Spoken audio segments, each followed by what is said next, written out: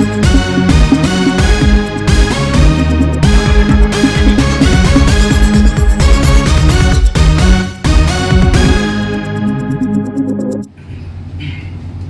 हमने बात की है नांदरा के जाने माने माजी पत्रकार और उत्कृष्ट समाज सेवक इफ्तिकार भैया से, और इनके जो एक जवाब आया है अभी कि जागरूक मालक के संपादक वहीद खान जिसके भी विरोध में लिखते हैं ये वैयक्तिक दुश्मनी निकालते, ऐसा इनका कहना है। तो इसी सवाल को दोहराकर मैं ताहिर हुसैन सर से पूछना चाहूंगा कि आप इनके जवाब से कितने सहमत हैं? जो गोचू के बारे में जो भैया ने बोले कि भाई वो मतलब है नहीं कि जिसके विरोध में लिखता है तो ऐसा लगता है भाई दुश्मनी निकाल रहा है, तो इसके बहुत सारे प्रूफ हमारे पास में मौजूद है। जैसा फॉर एग्जांपल अगर देखा जाए कि बायोडीजल के बारे में वो जब लिख रहा है तो उसने क्या करा, जो सिलेक्टेड एक दो लोग हैं जहाँ से उसको पैसे आते हैं, जैसा फॉर एग्जाम्पल तुलजे वाला और दूसरे एक दो लोग हैं और मलकापुर साइड के, तो वो कभी लिस्ट में इनका नाम नहीं डालेगा, इनका लोकेशन नहीं डालेगा, इनका फोटो नहीं डालेगा।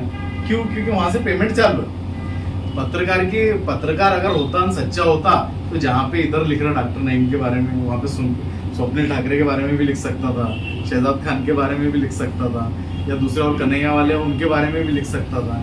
तो इससे साफ समझ में आता है कि दो ही आदमी है, जहाँ से पैसे मिल रहे उनके बारे में नाम नहीं। अभी देखो पिछले टाइम उसने पेपर में लिस्ट निकाला था कि मलकापुर से लेके यहाँ तक उसने लिखा, तो वो आया डॉक्टर नईम के पंप तक आके रुक गया, ना ही उसने फिर शहजाद के बारे में लिखा, बाद में मेरी शहजाद से भी बात हुई, और ना ही तुलजे वाले के बारे में लिखा। तो एक होगा ऑप्शन ही।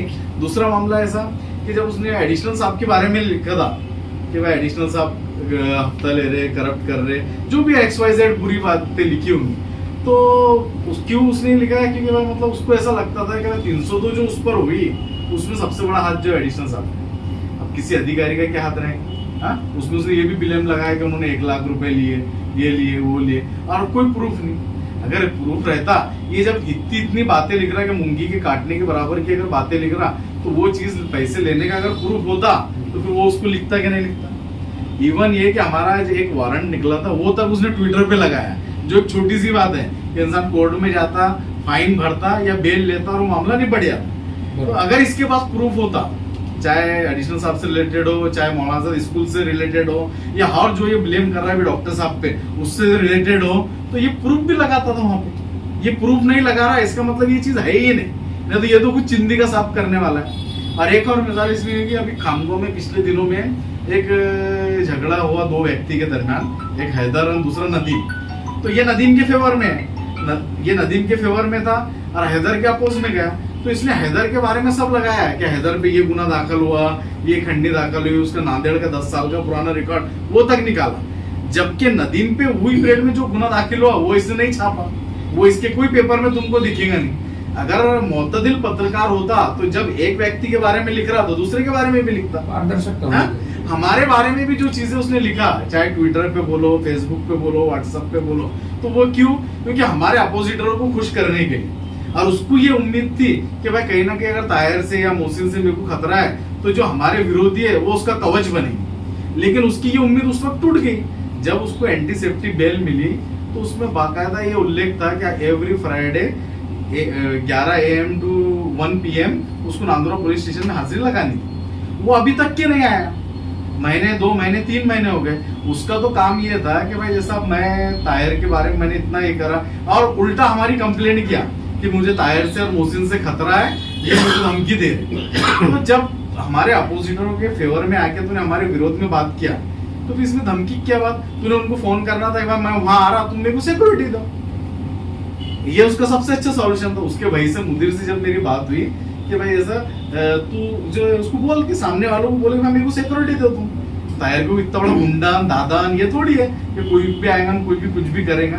तो कहने का मतलब ये है कि वो हमारे बारे में उसने लिखा कि भाई तड़ी पार है, ये गुंडे हैं, ये बदमाश है, जबकि खुद वो 395 का आरोपी है, 307 का आरोपी है, 302 का मास्टरमाइंड है, 326, 324, 354 का मुख्य आरोपी है। ये सब सारी चीजें, ये अपराध उसके ऑन रजिस्टर्ड है। तो उसने कभी कभी ये भी लिखने होना कि भाई रही बात डॉन बोलने की ये बोलने की, तो डॉन किसको बोलते हैं? आदमी जो वसूली करे, किसी को तकलीफ दे। अरे एक जनरल आदमी ऐसा बता दो, मेरा फिर ये बोलना है कि जिसको हमारी तकलीफ है, एक जनरल आदमी। अब हमारा काम तो सिर्फ डिफेंस करने का है। जब कोई हम पे ऑफेंस करता है तो हम सिर्फ उसका डिफेंस करते हैं, और ये हमारा कानूनी भी और शरई अधिकार है।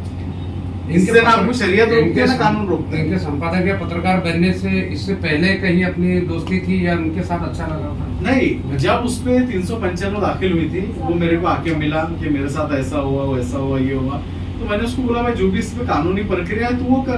तो वो ह्यूमन राइट में गया, वहां से देखो उसने जमात इस्लामी के कुछ ऑफिस में तकरार करी और बाद में माइनॉरिटी में करी, ये सारी चीजें करी। ये मेरा उसको यही बोलना था कि अगर किसी व्यक्तिगत पुलिस डिपार्टमेंट की किसी व्यक्तिगत फलाने XYZ आदमी ने अगर तेरे साथ बुरा किया तो तू उसको टारगेट कर, तू पूरे डिपार्टमेंट को टारगेट क्यों कर रहा? हाँ, अब उसने क्या करा, पूरे डिपार्टमेंट पुलिस डिपार्टमेंट को टारगेट कर रहा, करा, फिर उसने दायरे अमल बनाया, फिर वो कलेक्टर तक आ गया। फिर उसको ऐसा लग रहा है कि मैं सारे गांव का मतलब भ्रष्टाचार को दूर कर सकता है ये इंडिया के अंदर। तो फिर उसको ऐसा लग रहा है कि भाई वो ताहिर भाई तुम्हारी मुखालिफत कर रहे हैं कि ये इसका रवैया गलत है, तो फिर वो ताहिर भाई के बारे में लिखना चालू कर देता। उसको ऐसा लगता है कि भाई मोहसिन भाई ने भी रोके, तो फिर वो मोहसिन भाई के बारे में लिखना चालू कर देता। तो सिर्फ है नहीं क्या, जो इसके ऐसा लगता है कि भाई ये उसूली बात कर रहे और उसको दलील से बात कर रहे, ये उसके अपोज में हो जाता। ये खुद की गलती मानने को तैयार नहीं।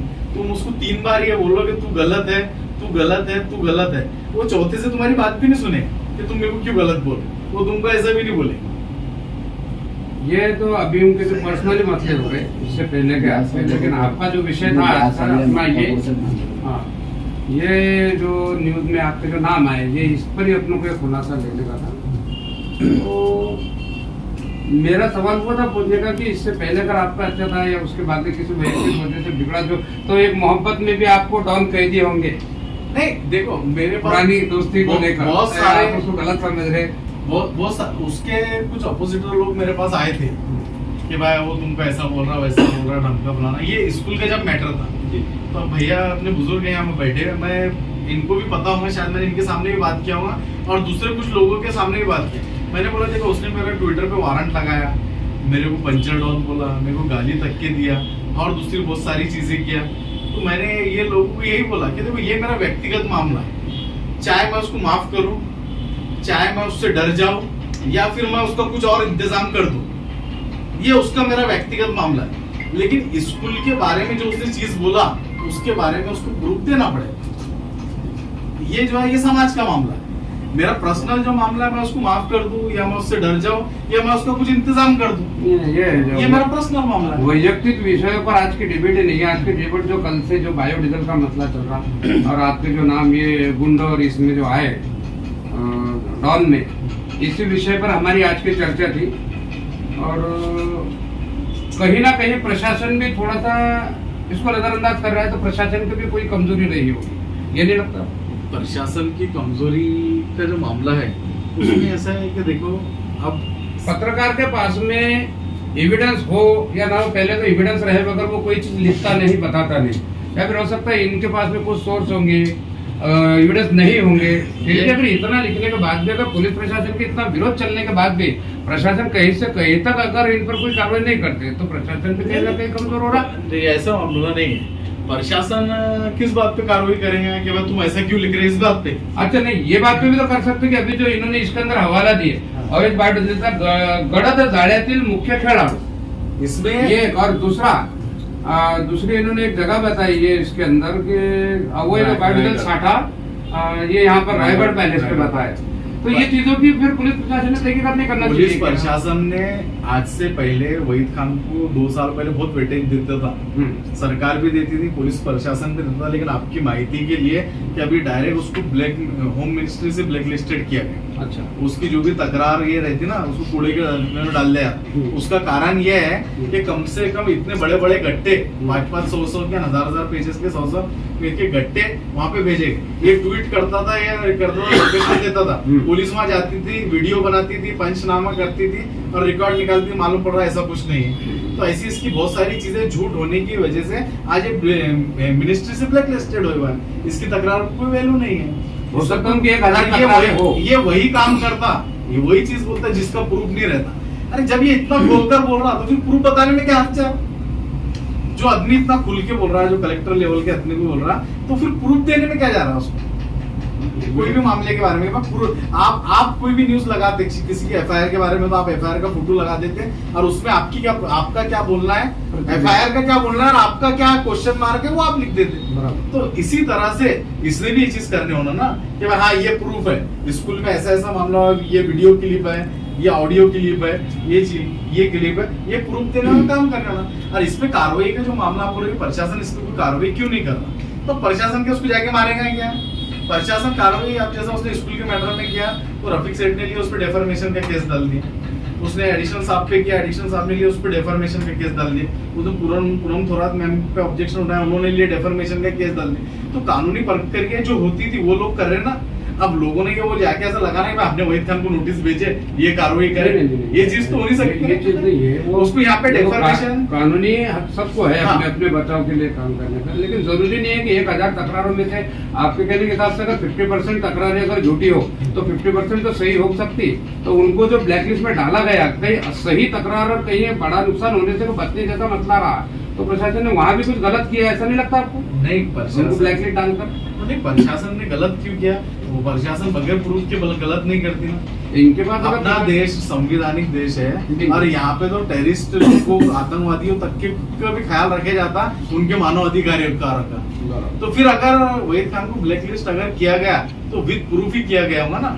हाँ, आप माहिती अधिकार में एक चीज पिछले टाइम हमने डाले थे कि भाई वहीद खान ने 2 साल में कितनी तकरारें करा और उस पर पुलिस ने क्या क्या एक्शन लिया। तो हमारे पास में पूरा चार्ट है उसके कि उन्होंने अभी तक इतनी तकरारें करे, ये व्यक्ति के बारे में, ये जैसा फॉर एग्जांपल वर्ली के बारे में, भटके के बारे में, और जो जो इन्होंने कार्रवाई की वो इन्होंने बताई कि यहाँ से 2 लोगों को उठाया, यहाँ से 4 लोगों को उठाया।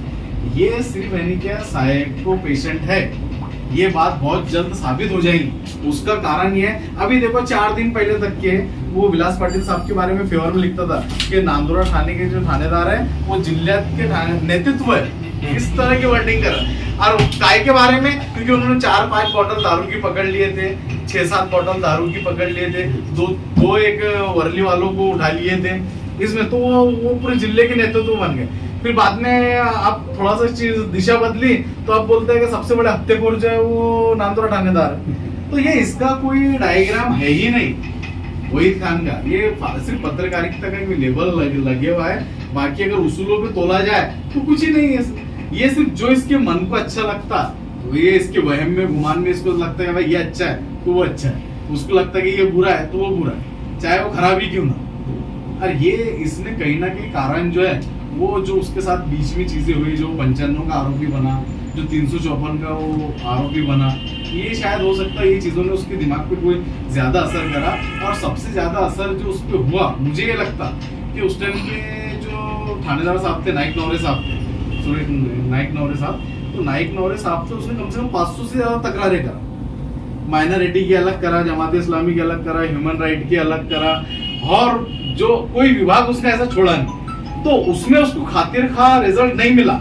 अगर ये इतना ईमानदार का बच्चा था तो इसकी 95 अभी तक रद्द हो जाना चाहिए थी, जब इसने इतनी सारी चीजें करा। ये उन पर वैयक्तिक हुए मसलों का मसला है। अपन जो आज जो बैठे थे, ये इस मुद्दे पर बैठे थे कि जो बायोडीजल की बातमी प्रकाशित हुई, आपके नामों को उसमें उच्चारण किया गया, बराबर ये मुद्दों पे किया गया, उनके वैयक्तिक मुद्दों से आज का डिबेट का हमारा पत्रकारिता के हद तक तो कोई लेना देना व्यक्तिगत नहीं है। नहीं, व्यक्तिगत इसलिए जरूरी है क्योंकि ये चीज भी लोगों को मालूम होना चाहिए ना कि ऐसा भी हुआ, कारण क्या है। अरे भाई, एक आदमी अगर ये लेवल पे आया तो क्यों आया, उसका कारण क्या है। एक आदमी डायरेक्ट से थोड़ी गुंडा बनता, बदमाश बनता, उसके लिए एक प्रोसेस से गुजरता ना। कोई ना कोई अगर उसको डिपार्टमेंट ने समझो मिनिस्ट्री ने उसको ब्लैक लिस्ट किया तो डायरेक्ट किसी को ब्लैक लिस्ट करते आता क्या, उसका बाकायदा एक रिकॉर्ड बनता।